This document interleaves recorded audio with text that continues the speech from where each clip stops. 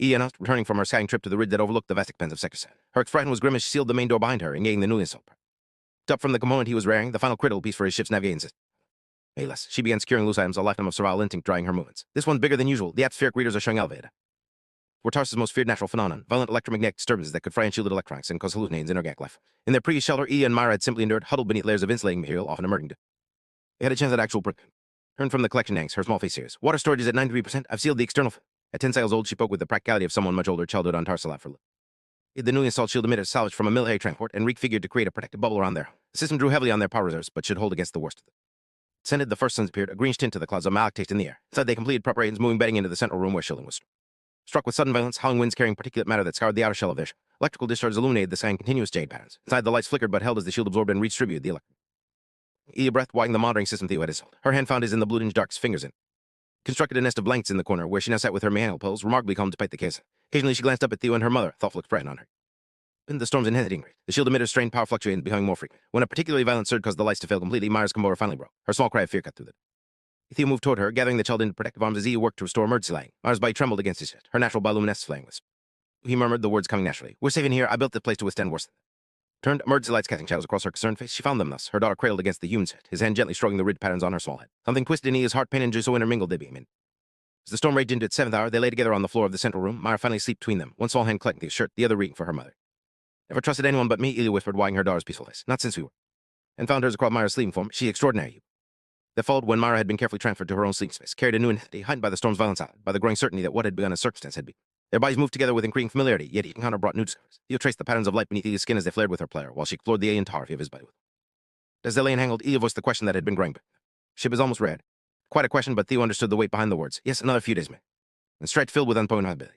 Come with me, he finally said, the words rushing out as if he'd been holding them back for too long. Both of you, there's room. We could go anywhere, find a place where Kalayans and humans coexist, where Myra could have it. Luminescence dimmed slightly, not reaction, but the caution of someone who had learned the cost of. We built something here, Sci-fi. Build more, Theo countered, his fingers trailing the contours of her face.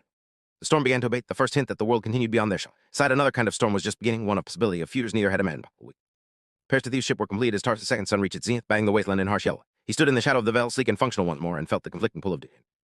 With the engineering corps required his run. People would be searching for him by now, his emergency began having activated upon crash landing. Yet the thought of leaving this place, of leaving them, created a physical ache beneath. Home now a marvel of purpose, technology, and innovative design, Ia and Myra continued their day race. Neither spoke of the ship's completion, though it hung in the air between them, and not. As they shared a meal enhanced by the now having hydroponics garden, Myra finally broke this. Leave, can I have your microelevator? She asked Theo, her young voice practical despite the emotion behind the question. The one with the. Down as you held, looking first at Myra, then at Ia, whose eyes remained fixed on her. Thinking, he said carefully, that you might have more use for it on the ship. There's a whole engineering bay, tools you haven't. His white and luminescent patterns brightening with sudden hope. We're coming. Depends on your mother, Theo answered, gaze shifting to Ia, who finally looked.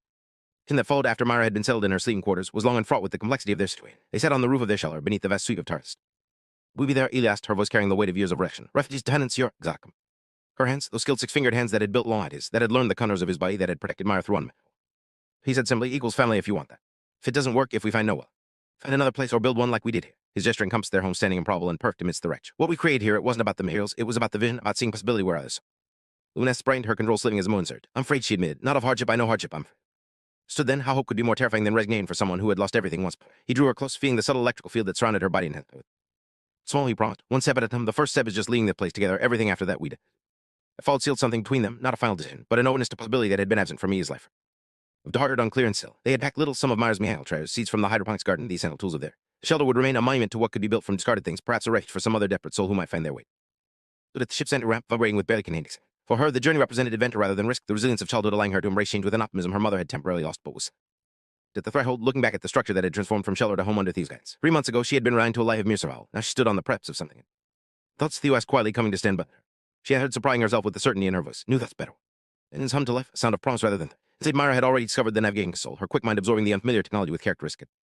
Will we go first? She called, looking up from the displays with eyes bright with her. Today, a question in his pride. In her, she moved to the console and brought up the star charts, her six-fingered hand steady as a trape. Or with both Kalayans and humans, she died. Somewhere Myra can learn about both her. Hung in the air, heritage, plural, acknowledging what had been forming between them, this unconventional family built from the wreckage of. Rose from Tarsus' surface, leading behind the endless fields of technological weight. Theo felt Ia's hand slip into his. Through the viewscreen, they watched their shelter recede, not abandoned, but released it. Stars beckoned, countless possibilities, countless worlds. The ship accelerated smoothly, carrying its precious cargo of salvaged hearts toward whatever lay beyond them. Had seen only broken things, they had found homes. Where abandonment had left emptiness, they had built connection. And in the vast darkness of space, they carried with them the most valuable salvage of all, certainty that home was not a place, but the people with whom you build it. Read, clock, and make mistakes. Please double-check response. Grievance.